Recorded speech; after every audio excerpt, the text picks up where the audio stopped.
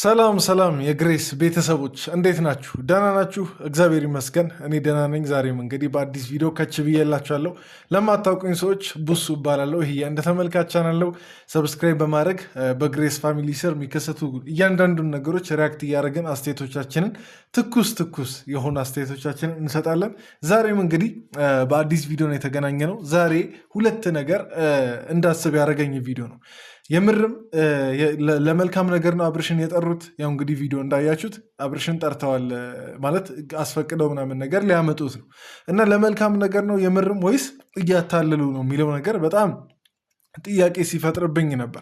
ግን 100% ባይሆንም የተወሰነ 50-50 ማለት ነው 50-50 ለመልካም ሊሆንም ላይሆንም ይችላል የሚል ግምት አለኝ።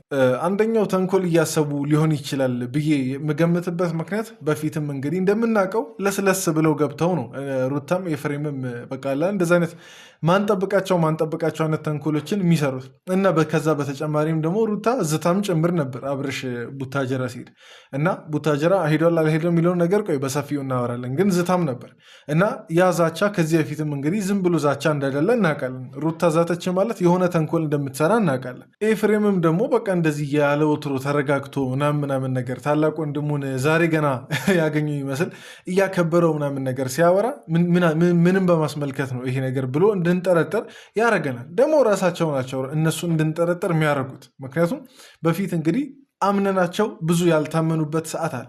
ለእኛ ችግር የለውም ኦዲየንስ ነን። ግን ለቤተሰብ አምኗቸው ብዙ ያልታመኑበት ነገር ስላለ ዛሬ እንድናምናቸው ቢጠብቁ እኔ ይገርመኝ ነበር። በሙሉ ልብ አናምናቸውም። በቃ እውነት ለመናገር ብቻ እያንዳንዱን ነገር ለማንኛውም እስቲ በዛሬ ቪዲዮ እናያለን። እኔ የፈራሁት ግን ማለት ነው ለዴቭ ነው። ዴቭ አሁን ለምሳሌ ዛሬ የወሰነው ውሳኔ እናያለን። ግን ዴቭ እየተሳሳተ እንዳይሆን ብዬ ፈርቻለሁ። ለማንኛውም እስቲ ይህን ቪዲዮ ሙሉ እያየን ሪያክት እናደርጋለን። ቪዲዮን ከመጀመራችሁ በፊት ላይክ እያደረጋችሁ እንድትጀምሩ ጠይቃችኋለሁ። አዳዲሶችም እንግዲህ ሰብስክራይብ በማድረግ ወደ 13,000 እስቲ ሰብስክራይበር እንጠጋ። እኔ ያሰብኩት አንድ ሰርፕራይዝም አለ። እነሱ ያው በዛሬ ቪዲዮ ከነገሩት ሰርፕራይዝ አለ ምናምን ነገር ካሉት ነገር ተነስቼ የገመትኩትም ነገር አለ። እሱንም እናወራለን። በቀጥታ ግን ወደ ቪዲዮ እንግባ።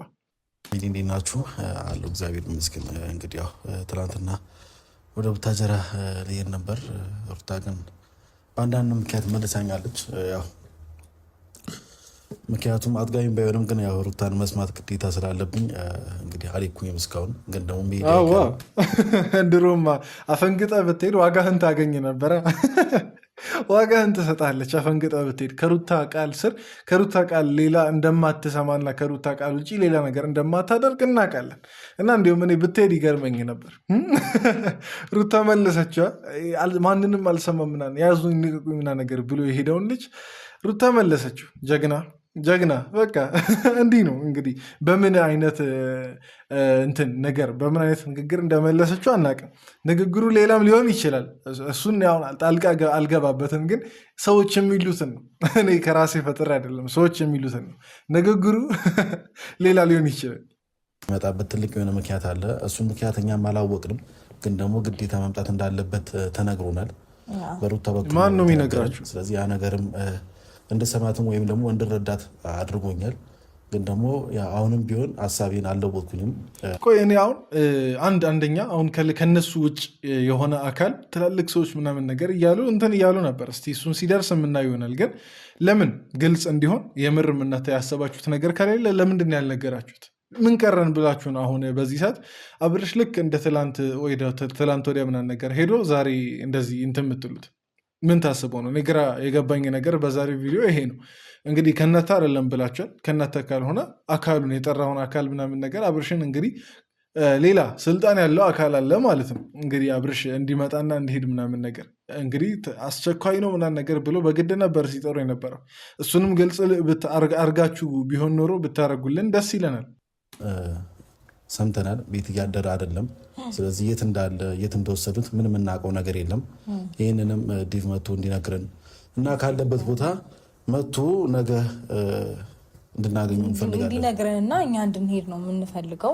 እኔ አሁን እነሱ ስላሉ እውነት ለመናገር እነሱ ስላሉ ሳይሆን አብርሽ መጀመሪያም የሄደ እየመሰለኝ አልነበረም። እውነቱን እንነጋገር ከተባለ አብርሽ መጀመሪያም የሄደ አልመሰለኝም። ምክንያቱም ቢሄድ ኖሮ እንግዲህ እናውቃለን፣ ቪዲዮ ሳይቀርጹ እያንዳንዱን የሚከናውነውን ነገር ቢያንስ የአንድ ቀን ሁሉ ሳያሳዩ ምናምን ነገር አይተው በግሬስ ፋሚሊ እንግዲህ የምናውቀው ነገር ነው እና ብሄድ ኖሮ ከጋሼ ጋር ሲገናኙ ምናምን እያንዳንዱን ነገር ቀጥታ ቀርጸው ይለቁ ነበር። እሺ አሁን ይሄ እንዲሁም ዝም ብሎ ተራ ምክንያት ነው፣ ግን ሌላኛው ላይሄድ ይችላል ብዬ ያልኩበት ምክንያት ጋሼን ማነካካት የፈለጉ አይመስለኝም። አሁን እነ ዴቭም ምናምን ነገር ቢሆኑ ዝም ብዬ ሳስብ ጋሼን ማነካካት የፈለጉ አይመስለኝም።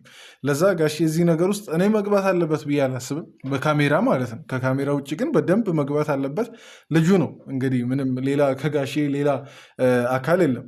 አብርሽን እንደ በቃ አለ እንደ ልጁም እንደምንም ብቻ ሊቆጣም ምንም ሊመክር ነገር የሚችል ሰው ሌላ ሰው ስለሌለ ግዴታ ነው እሱ ጋር መሄዱ። ግን ካሜራ ላይ መግባት አለበት የለበትም እኔም አላስማማበትም። እውነት ለመናገር በማያውቁት ነገ አሁን ተነስተው ሩታን እንወዳለን የሚሉ ሰዎች ጋሼንም ሊሰርቡ ይችላሉ፣ አይታወቅም።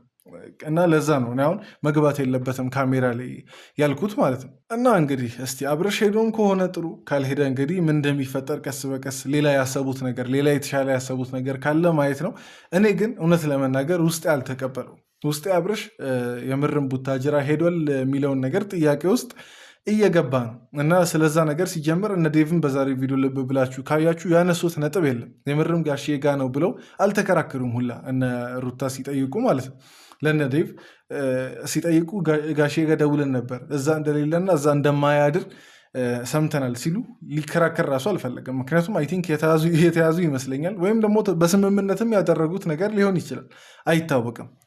ውስጡን ለቄ ሲባል የለ እስቲ ውስጡን አላቅም ምን እየተከሰተ እንዳለ። ግን እኔ እስቲ ከመሰላችሁ ንገሩኝ።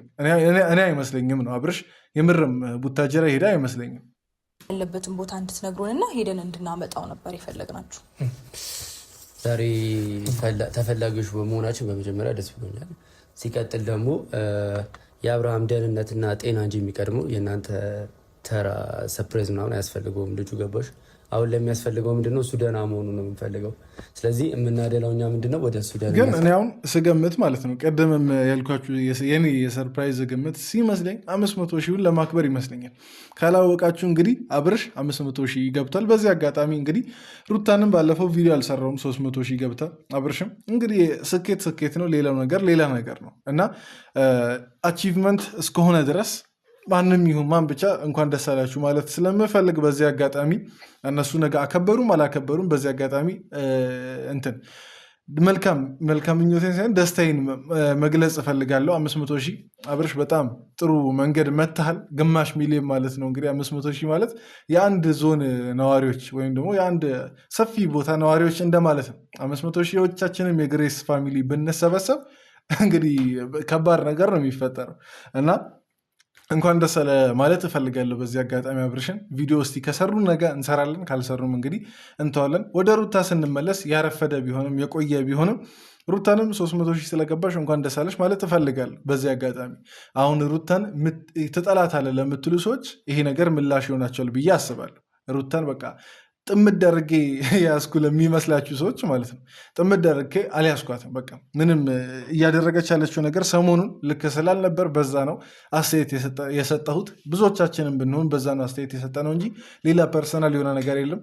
ለዛም እንግዲህ ምስክር በደስታዋ ደስተኛ ነኝ። ሀቅ እንነጋገር ከተባለ 300 ሺህ ስለገባሽ በዚህ አጋጣሚ ሩታ በደንብ ደስ ብሎኛል። እንኳን ደስ አለሽ ማለት እፈልጋለሁ። ግን በዛ 300 ሺህ ጥሩ ነገሮችን ብናይ ደስ ይለናል። በአብርሽም ቢሆን በ500 ሺህ በቃ ጥሩ ነገሮችን ቢለቀቅና ጥሩ ቪዲዮዎች ቢለቀቁ ተግባራት ቢለቀቁ በጣም ደስ ይለኛል እና ይችን በዚች አጋጣሚ ላስተላልፍ ብዬ ነው። ነገም በድጋሚ የሚሰሩ ከሆነ እንግዲህ የምል ይሆናል። ካልሆነ እንግዲህ ይሄኛው መልእክት ይሁንና ወደ ቪዲዮችን እንቀጥል። ከዛ በፊት ግን እስቲ ይህን ቪዲዮን ላይክ ያደረጋችሁ እንቀጥል።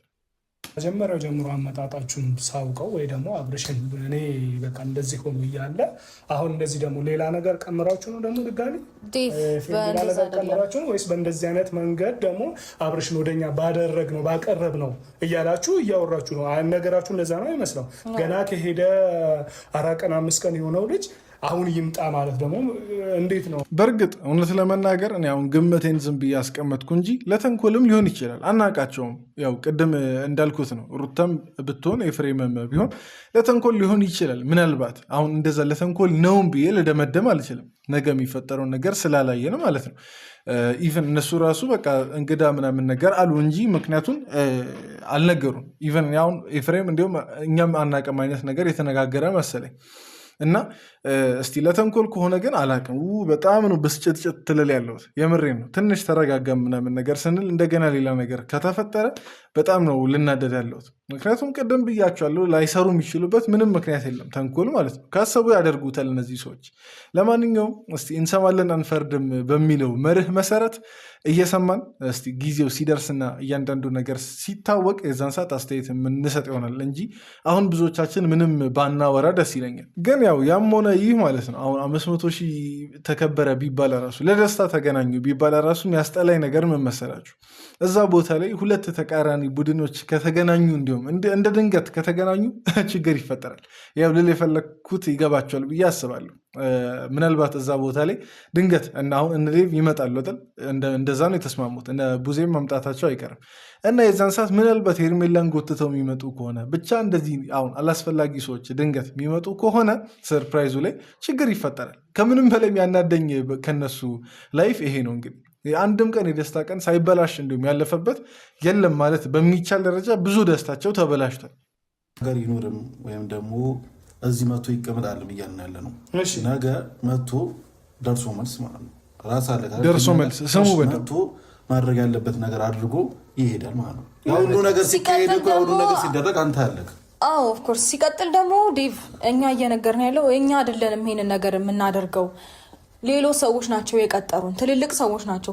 ከትልቅ ቦታ ነው እንደዚህ አይነት ነገር የተጠራ ነው። ትልቅ ፕሮግራም አለ ተብለን። እሺ አሁን ጥያቄ ማለት ነው ከትልቅ ቦታ ነው ምናምን ነገር። እሺ ጥሩ፣ ማናችሁም ብትሆኑ ጥሩ ደረጃ ብትደርሱ ደስ ይለናል። ለዛም ይመስለኛል ሰው ከዜሮ ጀምሮ ራሱ ሲከታተላችሁ ሲያደንቃችሁ የቆየው ትልቅ ደረጃ እንደደርሱ ይመስለኛል። በተለይ ደግሞ እንግዲህ ማን ሰፖርት እንደሚያደርግ ይታወቃል። የማዳም ቅመም ናት ሰፖርት የምታደርገው። በዛም በዚህም ጥሩም ሲሰሩ መጥፎም ሲሰሩ ብቻ እንትን ያላችሁት እናንተ ናችሁ፣ የማዳም ቅመሞች አብዛኞቻችሁ ማለት ነው።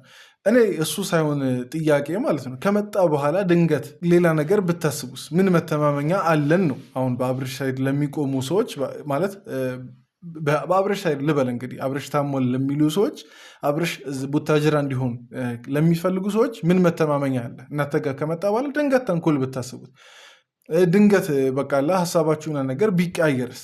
ይሄ ነው የኔ ትልቁ ጥያቄ። እና ለዛ መተማመኛ የሚሆን መጀመሪያ እምነት ሊኖራችሁ ይገባ ነበር። ዛሬ ዝም ብላችሁ ለስለስ አድርጋችሁ ስላወራችሁ ብቻ መታመን ተገቢ ነው ብዬ አላስብም። እውነት ለመናገር ለስለስ አድርጋችሁ ስላወራችሁ ብቻ እናምናችሁ የሆነ አይነት እንትን ያስፈልጋል። ይሆናለ ሰውን ዛሬ የተገናኘ ነው ሰው ዝም ብለን አናምነውማ። ከዛ ሰው ጋር በቆየን ቁጥር ምን አይነት ባህሪ ነው፣ ምን አይነት አመኔታ ነው፣ ምን አይነት ታማኝ ነው የሚለውን ነገር ካየን በኋላ ነው ሰው የምናምነው። እና ልክ እንደዛው እናንተንም እንድናምን ከእናንተ ጋር በቆየንበት ጊዜ የሚታመን አይነት ባህሪ አላችሁ የሚለው ነገር ይወሰናል። እሱን ነገር ደግሞ እውነት እንነጋገር ከተባለ የላችሁ። አሁን ግልጹ ነው የምናገረው እና የላችሁም። ለዛ ምን መተማመኛ አላችሁ? ዛሬ በፈጣጣው መታችሁ እንትን እንድንል እኛ ምን መተማመኛ አለን? ይዘነው ስንወጣ ነበርሽ።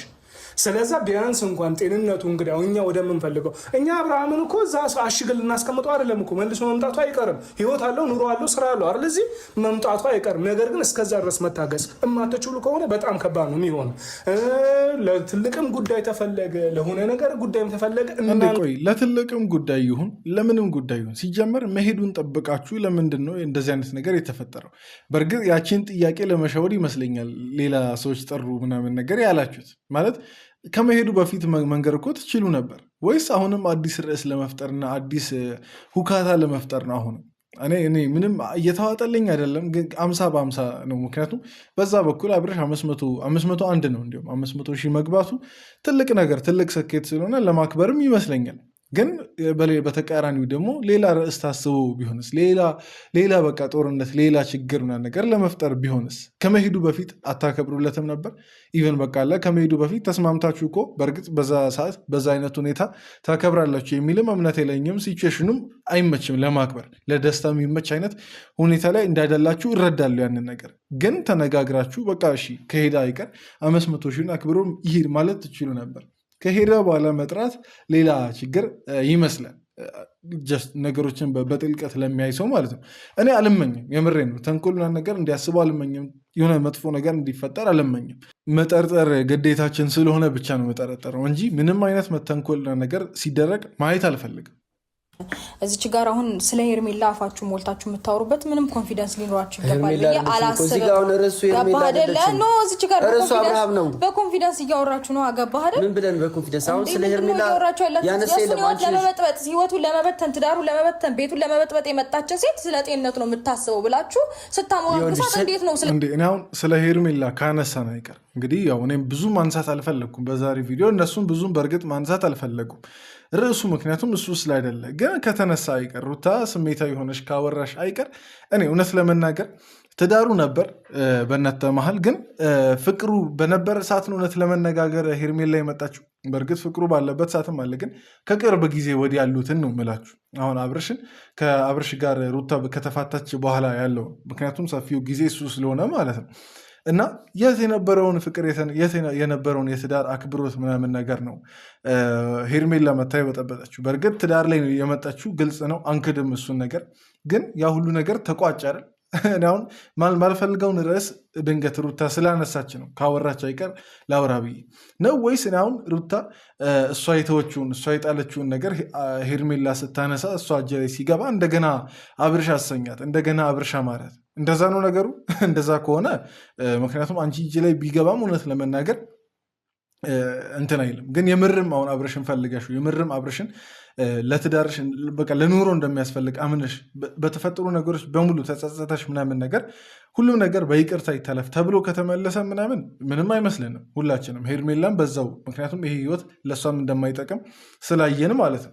እንደዛ ቢሆን ቅር አይለንም። ግን እናንተ ለምን ግልጽ ነገሩን እንደማታደርጉ ግራ ነው የሚገባኝ። አብርሽም ጥፋት አጥፍቶ ወደ ተዳሩ ሲመለስ ይቅርታ መጠየቅ አይፈልግም፣ ሩታም በቃ ብትሆን ይቅርታ መጠየቅ አትፈልግም። ብቻ ለማንኛውም ይሄ ብዙም የተረሳ ርዕስ ስለሆነ እንደገና ማውራት አልፈልግም። ነገ አብርሃምን ይዛችሁት ነው የተባለው። አብርሃም ሲደወልለት ስልክ እያነሳ አይደለም፣ በእሷ በኩል ተደወለ። ኤፍሬምን ስሙት አላገኘነውም፣ ስለዚህ ባለቤቱ ስለሆንሽ ነው አንቺ ጋር የደወልነው ብለው እሷን የሚቀጠሯት። ስለዚህ እንተባበርና ዴቭ እኛንም ስማንና ነገ ይምጣ።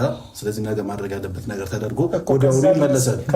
ግን እኔ አሁን ዳኒ እንዳለው ማለት ነው ኤፍሬም ዛሬ ከየት ያመጣኸው መረጋጋት ነው? ከየት ያመጣኸው እርጋታ ነው? ዛሬ እንደዚህ በትህትና ምናምን ነገር እንድታወራ ያደረገ እኔ እውነት ለመናገር ማለት ነው ለመልካም ቢሆን ደስ ይለኛል። ቀደመን ብያቸዋለሁ። መልካም ቸሮሬ ያሰማን ፈጣሪ። በእነዚህ ህይወት እንግዲህ ማናየው ማንሰማው ጉድ ስለሌለ እንግዲህ ከዛሬ ነገ ችግር ተፈጠረ እያሉ በስጋት ከመከታተል ውጭ ሌላ ነገር የለም። እና እኔ ይህን መረጋጋት ዳኒ ሲጠራጠር እኔም ተጠራጠራለሁ።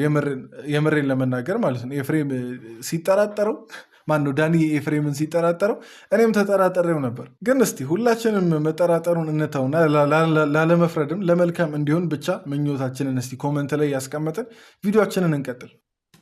ቅድም መጀመሪያ ብዬሻለሁ፣ ዳኒንም በእንደዚህ አይነት መንገድ ልታወሩ አይገባም። ደውለሽ የጠራሽው ራስሽ እስከሆንሽ አንድ ነገር ላስረዳ። በጣም በስነስርዓት መልኩ ነው እያናገር ነው የነበረው። ኢቨን ሰላም ሲለው እኮ አግሬሲቭ የሆነው እሱ ነው። ሰው በስነስርዓት ለማናገር እየሞከርን እሱ እንደዚህ የሚሆን ከሆነ እንዴት ነው?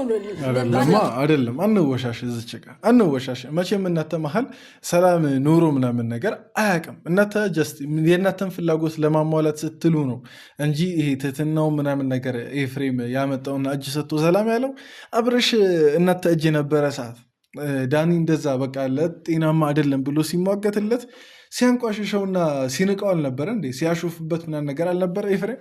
እናንተ ጋር ሲደርስ ለምን እንደ አዲስ እንደተበደለ ሰው አክት ታደርጋላችሁ? ይሄ በጣም ውሸት ነው፣ ቶታሊ ውሸት ነው።